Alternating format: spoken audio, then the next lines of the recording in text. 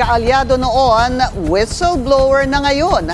Mabibigat na alegasyon na naman ang binitawan ni dating Ilocos Sur Governor Chavit Singson laban kay PBBM.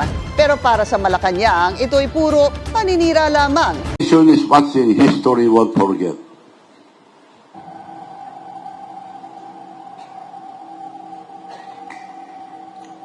Unti-unti lumalabas ang katotohanan sa flood control project. Corruption started in 2023, 2024, and 25. Gumagawa na sila ng pera noon, 23, 24, 25. Pinakamalaki yung 25. Pakinggan natin ang ibang naglakas loob na magsalita sa Congress na dapat gayahin ng iba. Sino po ang unang may responsibilidad? Ang Pangulo. 2023, CAA, sinalauna ng Kongreso. Binawasan ang pondo niya ng halos 300 bilyon. Hindi nangyari yan sa kasaysayan ng mga naging Pangulo sa Pilipinas. Pinabayaan niya, hindi siya kumibo. Yung kabinete niya, hindi kumibo. It's specific yun. 2024, binawasan, sinalauna ng Kongresong ito, 500 billion. Binawasan ng President's budget, hindi kumibo ang Presidente, hindi kumibo ang ating mga kabinete. 2025, 473 billion, pati yung mga pondo para sa mga flagship projects ng Pangulo inalis. Kaya na-delay na lahat ng mga proyekto. Hindi pa rin kumibo ang Pangulo. Hindi pa rin kumibo ang kabinete. Number one na may problema, command responsibility ang ating Pangulo. Very specific yan. Pangalawa, pinsan ng Presidente. Ang ating Speaker noon, si Speaker Romualdez. Hindi ba sila nag-uusap? Pisambu. Maraming salamat, Congressman Naigaya Rize. Sana maraming gagaya sa iyo, si Manong Chavito. Okay. Pakinggan pa natin ang isang vlogger para hindi nyo sabihin na ako lang nagsasabi nakapansin. Ang vlogger, pakinggan natin na nag-comment si Michael Cayo para pasalamatan natin.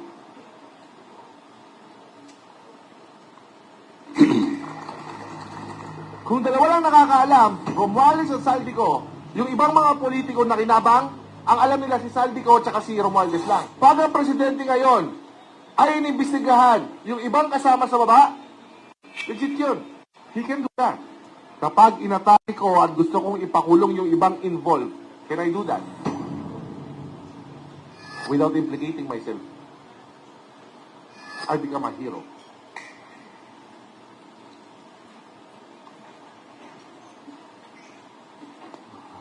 Hindi na ako nagsasabi. Siya ang gumawa, pero siya pa rin yung hero. Kaya sinungaling ang mga nagkukukain na tao. Malala na. Wala na mangyayari sa ating bansa. The only reason na nahuli niyo si PBBM ngayon, dahil kumanta si Saldico. Yun lang yung reason. Pero sa paper trail, wala. Romualdez is an evil genius. Romualdez is an evil genius. So ito po nangyayari mga kababayan sa mga hindi pa nakakita itong mga ito. So tuloy lang natin para makita natin lahat.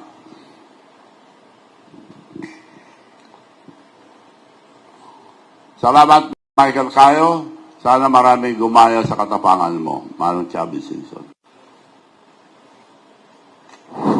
May reklamo ng Pangulo tungkol sa 2025 budget. Kesyo, nagagalit siya. Kesyo, mangled beyond recognition. Kesyo, may binago siya pero pinirmahan pa din niya. Inaprubahan pa din niya. So, pinirmahan pa rin. Alam na niya na i-scrutinize niya. He read 4,057 pages. Sinigurado niya na nandun yung pinasaksak niya na 100 billion na pinasaksak kay Saldico at sa kay Martin Romualdez. Siya nagsabi, binasa niya, scrutinize niya, tinanggal niya. Tinanggal, kuripot tong Ilocano ito, tinanggal, kunti lang eh. 1 billion 15. So, inaprubahan pa rin yung 98 billion 850 billion. Magician President, PhilHealth. Ito ang grabe sa lahat. Ang PhilHealth, hindi pera ng gobyerno ito. Pera ng taong bayan. Pera malilit na tao, mga empleyado, lahat. Hindi nagaling sa gobyerno ito. Pera ng taong bayan. Naipon sa PhilHealth, 89 billion was ordered back to the National Treasury para may nakaway lang. Nawala. Pati yung PDIC na kontribusyon ng mga bangko, in case of magkagulo, may insurance. Nawala rin. Tinanggal din para meron sila sinagad. Ang 2025, sinagad nila. Bongbong Marcos, alam niya lahat ang kalukuhan, but he tolerated it. Tinolerate niya para may kasama siya. Kaya wala pa kayo ngayon. Sa Senate, sino ang majority? The silent majority. Wala nang umiibig sa Senado. So, bago lang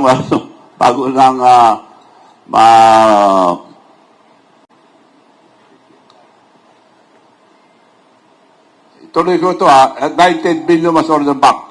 And then, paggawa ng National Expenditure Program, the General Appropriation Act, ang unang-una, na humingi ang 74 billion. The Magician President, for the first time in the history of PhilHealth, 2025 budget, zero. Dahil yung hiningi sa, ito yung DA. Hindi aandar itong Philippine budget. Unang-una sa lahat, budget ni Presidente. PhilHealth requested, because wala na pera, they requested na isuli sana 74 billion PhilHealth. Then 89 billion ang kinuha. Nandyan yan. Malinis kasi ito eh. At ang mga allocables, nandyan sa loob. Bastusan na ito. Papakita ko na allocables mamaya. Ang budget na inihanda ang Office of the President, kasama ang DBM, DPWH, and lahat ng department, mag-submit. PhilHealth nag-submit ng 74 billion sa PhilHealth.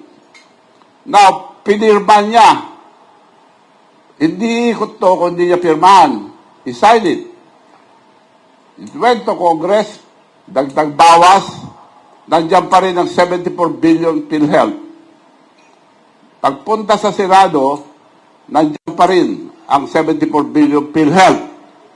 By come, dito sinaksak lahat yung mga gusto nilang 100 million na para kay Bongbong Marcos.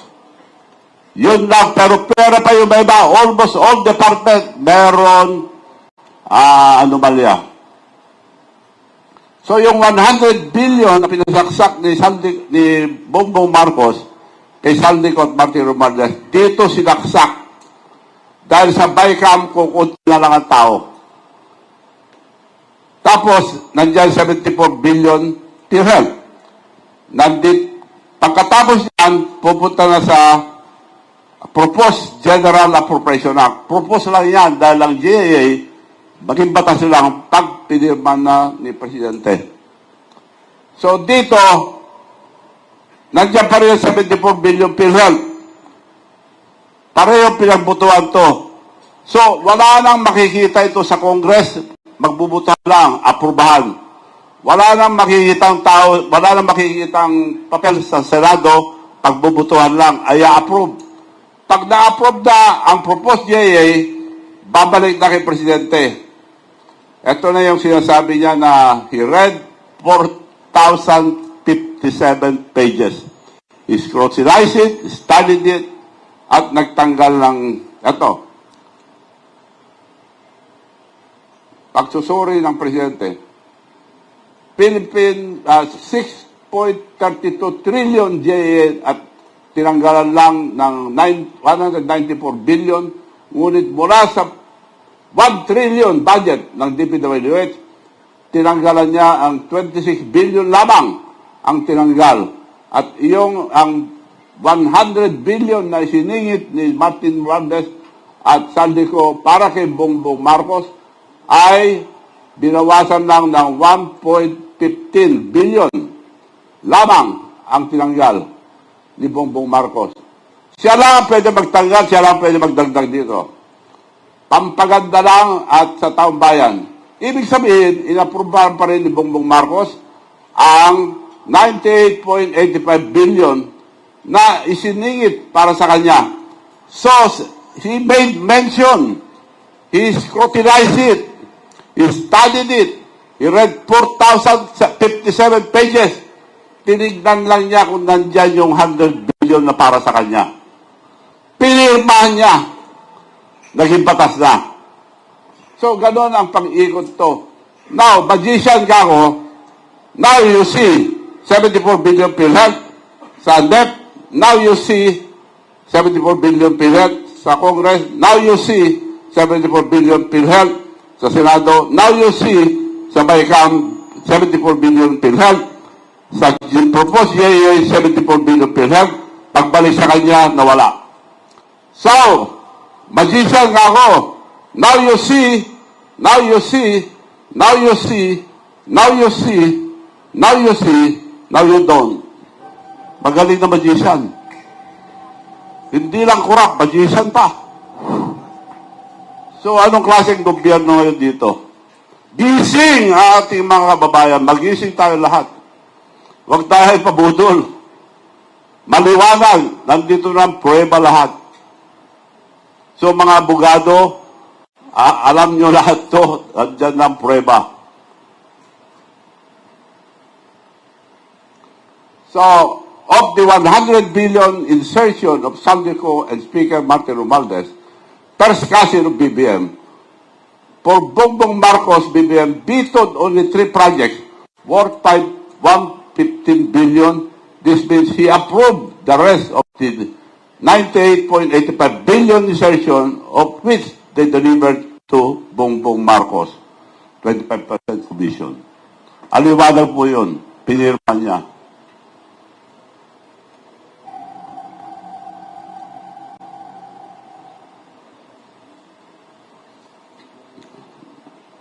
Next. Sa susunod na papakita ko sa inyo na ang pera ay makapangyarihan. Magbabago ang tao. Example, Jose Claire Castro, official spokesperson of Malacanang. Talaga si PBBM, grabe ka naman. First time ko siyang nakitang ganyan. Oo, grabe. May pangiti-ngiti pa. Grabe ka, PBBM. Alaskador. Nang aalas ka na siya. Nang may ngiti. Diba? Pero, sober. Walang mura yan. In fairness, mga kakwil. In fairness, walang mura. Pero grabe ka, PBBM. Ngayon ka lang namin nakita ng mga kakwil na ganyan, ha? Tuloy mo lang. Tuloy mo lang.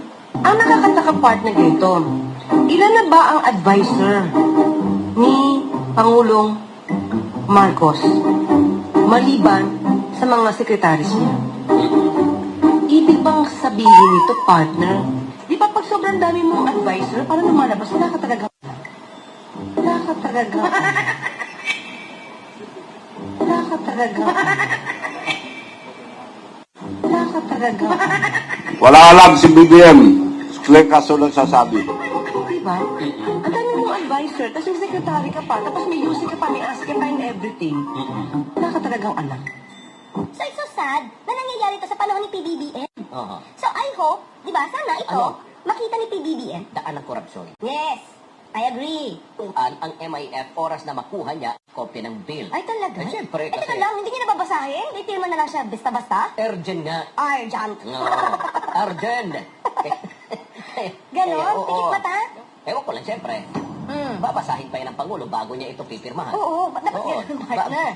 Diba? Dapat basahin niya muna, hindi naman pagkabigay sa kanya, pirma na agad. Ano yun? Babasahin pa ba ito? Kasi urgent. Urgent nga. Ay, nako, partner, di ba? Pag binabasa natin itong mga news na to, Oo. bakit pa parang ang nangyayari nangyayari ngayon, partner, especially itong sa mga lawmakers natin, parang sila yung nagiging lawbreaker. Diba? Lawmaker na lawbreaker. Diba? Partner, doon pa lang sa pag-certify na urgent ito, hindi na ito naaayon sa Constitution. Kasi mag-certify ka lang as urgent at pwede madaliin. Kapag ka meron tayo, pag may public emergency, o yung kinakaharap mo na yung calamity. Ngayon, nakita nyo, attack dog laban kay BBM ito. After 13 days lang, yung last na banat niya kay BBM, after 13 days, Claire Castro was appointed USEC of the Presidential Commission Communication Office with a budget of 2.4 billion.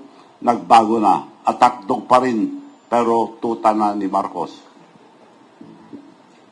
Ang pagsasampa po ng kaso ay hindi pang optics lang. Kailangan po talaga ng ebidensya. Hindi po ibig sabihin na po siya ay dinamay. At alam po natin, at alam din po ng Pangulo na siya ay walang kinalaman dito at saka po mismo ang nagsimula ng pag-iimbestiga ng mga anomalyang flood control projects. Hindi po siya nababahala dahil alam po niya ang katotohanan at kami po mismo ang magbibigay sa inyo ng mga detalye para malaman po ninyo ang mga sinasabi ni Saldico ay pawang katang-isip lamang. Sinungaling itong spokesperson ng Malacanang. Noon, inaatake niya si Marcos. Ngayon, pinagtatanggol na niya. Attack dog noon, pero tuta na ni Marcos ngayon. So, doon tayo sa Alocobos.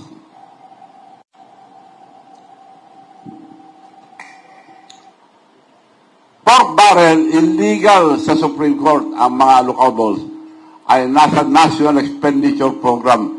Nakalagay doon sa National Expenditure Program at naibigay bawang para puntuhan ang mga proyekto bago pa man sila matukoy.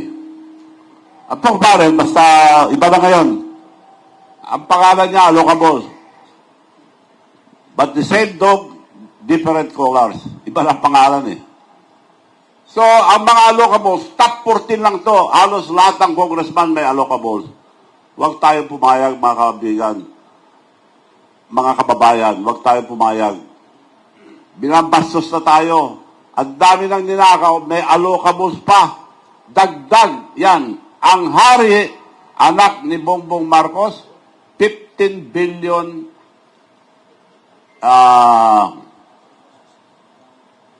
15 billion plus. Almost 16 billion. Number 2, Martin Romualdez. Wala nang hiya-hiya yan. Nakalagay, nakarecord sa NEP yan. Wala na, hindi na tamang pag-iisip dito. So, itong ibig sabihin nito, dagdag lang sa mga nanakaw na pera na ginawa ng this a pork barrel. Pinalitan lang pangalan.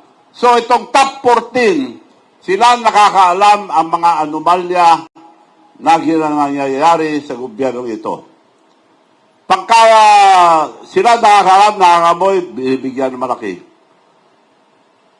So, top 14 lang ito Dagdag lang ito sa mga pera na nakuha nila sa gobyerno. Kaya, walang konsensya itong gobyerno ito. PhilHealth zero. Dinakaw nila lahat. Kinuha. Taong perang bayan. Yung PDIC na insurance ng mga bangko. So, kung may mangyari, kawawa ang ating bansa. So, maliwanag, mga kababayan, na linuloko na tayo itong namubuno na tuliho na dahil nagdudruga. Puro pagnanakaw sa kaban ng bayan. Bukod pa ito sa insertion, ang program funds, ayuda, bakit daw una ang pagpundo sakalang hahanap ng item sa NEP. Mahanap sa NEP ang mga ito na nasa NEP. So,